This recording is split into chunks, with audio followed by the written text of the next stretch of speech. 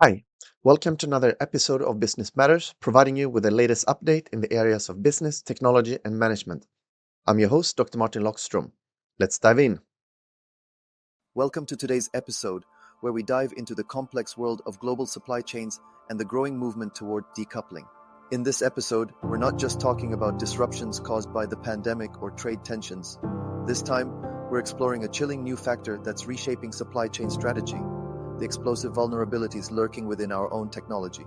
Last week, a staggering incident in Lebanon caught the world's attention when pagers and walkie-talkies used by Hezbollah militants detonated.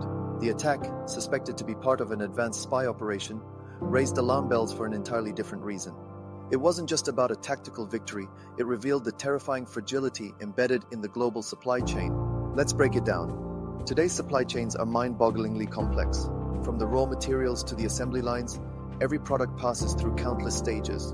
In this globalized system, it's often unclear who exactly is making the components or where the risks are hidden. And that's the crux of the issue. When you don't know who you're dealing with, the system is wide open to sabotage. We've already seen how fragile the global supply chain can be. During the pandemic, shipping delays, factory shutdowns, and border closures left companies struggling to get products to market. But the recent attacks in Lebanon introduce a darker twist. It's not just that supply chains can fail, it's that they can be weaponized. Imagine every stop along the chain, every additional player involved in creating a product as a potential entry point for sabotage. This is where cyber and physical security blend. The Lebanon attacks are proof that it's not just high-stakes industries like telecommunications or healthcare that are vulnerable. Everyday products, like the pagers and radios in this case, can be weaponized if bad actors exploit the weaknesses in global supply chains. So what's the immediate fallout? The political and economic drive for what's being called decoupling or reshoring is now accelerating. For years, US labor activists and politicians have been advocating for production to return home or at least closer to domestic markets. And while reshoring and nearshoring were initially about reducing shipping costs or addressing ethical concerns around labor, security is now at the forefront. The Lebanon incident has shown us that international supply chains, particularly those with far-flung production in places like China or Southeast Asia, are increasingly viewed as high risk for national security. Consider these situations. During the pandemic, the world was alarmingly dependent on Chinese factories for critical items like face masks and ventilator parts. Or take Taiwan, where most of the world's advanced computer chips are made. If China were to attack Taiwan, global chip supplies would be crippled. And let's not forget Russia's weaponization of energy supplies to Europe after the invasion of Ukraine. So what happens next? The push for reshoring and nearshoring will likely grow. US administrations, from Trump to Biden, have already incentivized companies to bring production back home through tariffs and subsidies. Billions of dollars are being poured into US manufacturing, especially for critical goods like computer chips, electric vehicles, and pharmaceuticals. But decoupling isn't just about bringing factories back to American soil.